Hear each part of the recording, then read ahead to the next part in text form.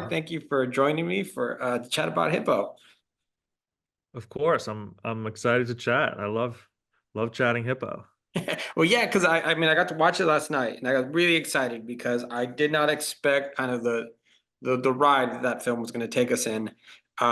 Style wise, we have narrations, we have Kimball and Lila just killing it really, and I enjoyed the film a lot more than I thought I was in the beginning when I started it, and so I was really excited to get to talk about your vision and the whole process of putting that film Thank you. together. So let's just start. Tell us a little bit about Hippo.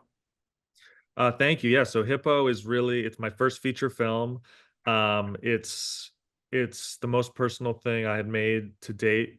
Prior to that, I had been a producer of smaller films, but I really just was chomping at the bit to eventually direct. And I met Kimball before COVID. We did a short film together, and sort of his belief in me as a director gave me the confidence to write Hippo. And then I also knew Lila from Berlin, and yeah, it just came together as this sort of little like theater troupe of people I had known and worked with. Those two guys, and then Eric and Eliza Roberts I had known from the short, and it was just this little movie that we put together during COVID. Yeah, just to tell this personal story, but in a fantastical, satirical way. And it was just a really fun time to get that out, sort of get that out of my soul. It felt like I was able to put my childhood and the craziness of growing up sort of in a little box, and try to share that with people. So yeah. It's a really creative way to do that because like Kimbo was telling me, this was shot during the COVID days where you couldn't have too many people on set, but it really didn't need that many people. It just you had the core people you needed to tell this really personal story, like you're saying. You weren't afraid to pull any punches either. You were very particular about the style and the fantastical, but also grounded take on the story. And then it got weird at times, but it also made it almost into kind of like a dark comedy for a little bit. And it Yes. had all these like really cool elements that in the end, I was very satisfied with the film, but at the same time, I was like, what did I just watch? This is so good. I think it's gonna do really well. Tell me about the process of writing it with Kimball and why this was so important to you. Thank you. Well, first of all, yeah, I wanted to say the stuff on the page and how it came out. We talk about this together sometimes about how we wrote it to be a little bit funny, and definitely weird.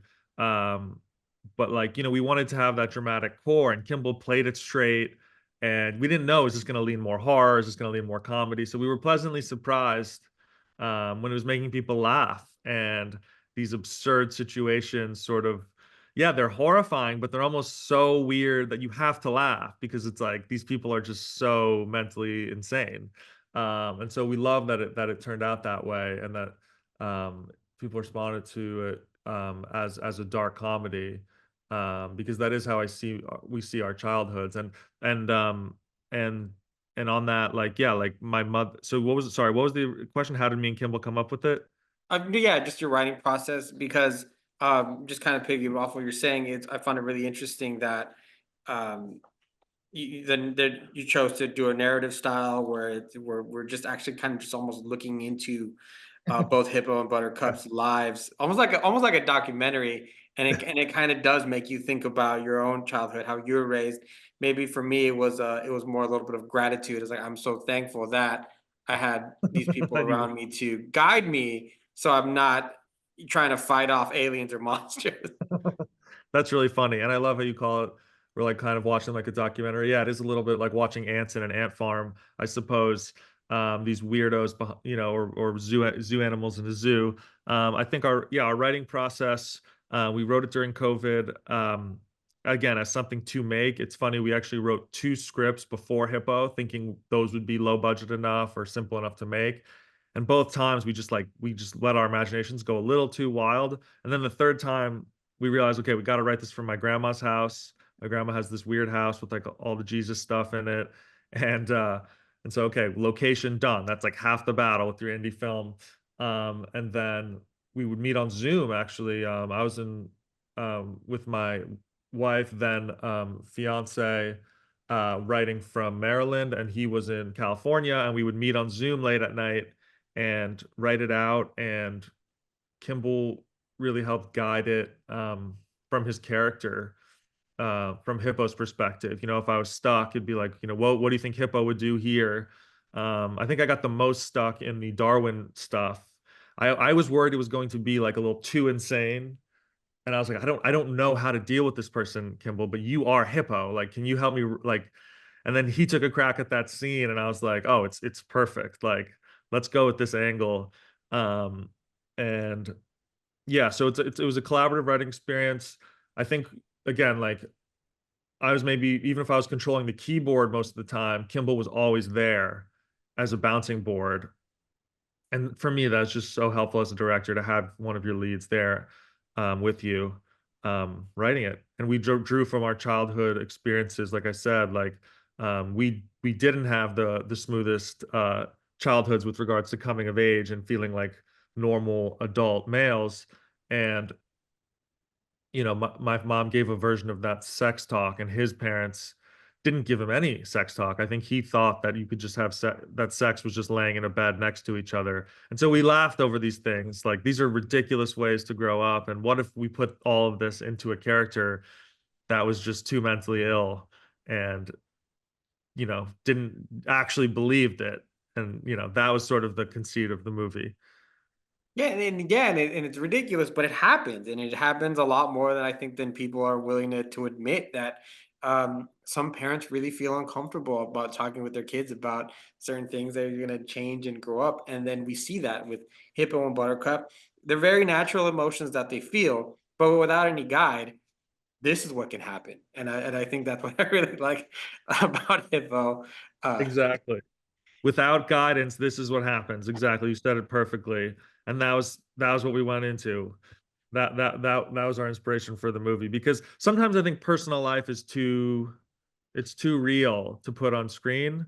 You know, it doesn't always go crazy, your personal life, and that's usually a good thing. But it's like, as a filmmaker, it's like, what are the little seams or holes in the fabric here that we can draw on that that if we pull, there's something fascinating there. Um, and that's you know that's how I keep it personal, but also keep it entertaining. Because if so, I can't I can never make a one-to-one movie about like a trauma. That's just not my style. But all the power to people who can. Um, But it's still this style was very artistic, very well done, and it had to be shot properly too. Your process in filming it because of the fact that you have so many other elements other than just what's on screen that you were adding, the black and white, you have the narrator, and you have sound that really put it all together to make it almost a timeless time capsule of an event. I appreciate that. I think a few inspirations there were um, a movie called Vox Lux, which has the narrator. It's actually Willem Dafoe, Brady Corbet's movie. That movie helped me realize, um, you know, that you can put a narrator in any style of film. It's a very bizarre film, very dark, very twisted, and and I love the storybook element of a narrator. It help like you know, it helps keep it all together in a cohesive, entertaining way. And then, but also it's always playing against its type, Hippo. I think, you know, I never want to lean into one genre or style. And a lot of people compare it to Wes Anderson stuff, and I do, and there was definitely some inspiration there too, like the Royal Tenenbaums, bit of a weird family, um, you know, some of our center framing. Um, but then, you know, for the cinematography, we looked towards the past and the classic black and white films like Ingmar Bergman, Orson Welles. Um, Also modern black and white films like by Pavel, who did Cold War and Ida. So it's like a lot. Like for me, it was like, how can I take my favorite things from everything? And that's like, I'm not. Yeah, it's not like, oh, I'm just trying to do my Wes Anderson. It's like maybe what I like about Wes Anderson is his framing. Okay, I don't love everything, but I loved his framing. I loved his weird families and Royal Tenenbaums, like I said. And then so you take that, you take the black and white from those movies, you take the narrator, um, and then with regards to the dialogue, a big inspiration for me is Yorgos, and people compare it some of the dialect to him, and I'm not trying to like, I'm not doing it as like a style. Like he does it like um as like a rule. Like everyone has to talk like this. It's just like I'm just doing it. I wanted to do it more like take my own version of that and be like, oh, it gives me the permission for Hippo to talk like this. Mhm. Um, like, oh, like I love when like, oh my God, like when I saw the killing of a sacred deer, I realized like characters in movies can talk like that. Like they can be that weird. And that's a movie that's in theaters. I was like, I didn't even realize that that was like allowed. And I was like, okay, if he's doing it and he's like incredibly successful and incredibly talented, I'm like, that gave me the freedom to play with that tone for sure. So yeah, for me, it's sort of like a mixing of elements. And maybe that's not always the best way to make a movie, but that's how I did this one. And it came out because of it, I think, really, really unique and different. And I want to try to keep that with all my films is the goal to try to always make them unique and maybe not have as many elements like a narrator or this like this has a lot going on, but definitely I like the when two things can clash that you don't expect. Well, yeah, it really works all together, and I mean, with so many decades of films and styles, it's easy for people to compare you to a person or another filmmaker. But at the end of the day, this is something like you said was very personal putting together. So Yeah. yeah, there's going to be comparisons no matter what. I did want to ask you before I let you go. This is your feature film debut. So after this, now that this project is said and done, it's going to be in select theaters on November 8th. What's your takeaway from your first? I think my takeaway creatively is, again, the response has been so fun and I've been so appreciative because again, even the people love it. It's usually because it's weird and different, and even if people don't like it, they at least acknowledge it's weird and different, and just maybe not for them. And to me, that was a huge blessing to know that like people are seeing the film. When you put yourself out there, people will see it. Festivals are super important. Um, and if you build it, they will come kind of thing, like a Field of Dreams quote. Maybe not the best movie in the world, but um, that's sort of my attitude after this one was like, it proved to myself that I could do it. And that was huge because like again, before I met Kimball, I don't know if I had that confidence to trust in myself as a director. You need the team around you. Film is such a team sport, and I continue to grow my team around me. And the Roughhouse guys, Julian, one of our producers on Hippo, he's helping me put together my next film. And it's like you just have to find that team. It's what it's all about. Um, and it's your team of people who like your films and the team of people who want to make films with you. And it doesn't matter if it's one person or a million people. You just that's all you just need to keep going. And that's my big takeaway of getting it out there now is like wow we're in theaters, like we were able to book Hippo in like theaters. We're in like 10 right now and hopefully more, and this wasn't something distributors were clamoring for. um we were offered like not great deals, and now here we are, we're proving it ourselves. So it's the same attitude as well for that I take away. The same attitude that went into making the film and saying I'm going to make something special has to go into releasing it too. And being like I'm going to be, if I'm not my own best advocate, who will be? So you just got to like, so and people like you who love the film, I just really appreciate that so much. Like that keeps it going. So thank you for clearly liking the film and asking such great questions as well. Well, well, thank you. I appreciate the compliment. We need more films from you. After this, I'm very excited to see what's next. I'm gonna end this the same way I kind of ended my interview with Kimberly and Lila. I'll never look at a super soaker the same way again. Thank you. And I mention it that way just because I want whoever watches this, and probably I will be teasing it in social media. Well, I want them to know what is that all about. You gotta have to find out the way I do. That's a good tease. I like that.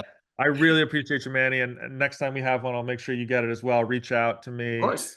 and I love it. Thank you so much. No, thank you for the film. Had a wonderful treat last night watching it, and I'm looking forward to sharing it with as many people as I can. So, congratulations on your, uh, of course, your feature film debut, because you've obviously already been a filmmaker, but now you're in theaters, and I'm excited for you, and I'm excited to see what's next. And thank you for your time. Thank you, Manny.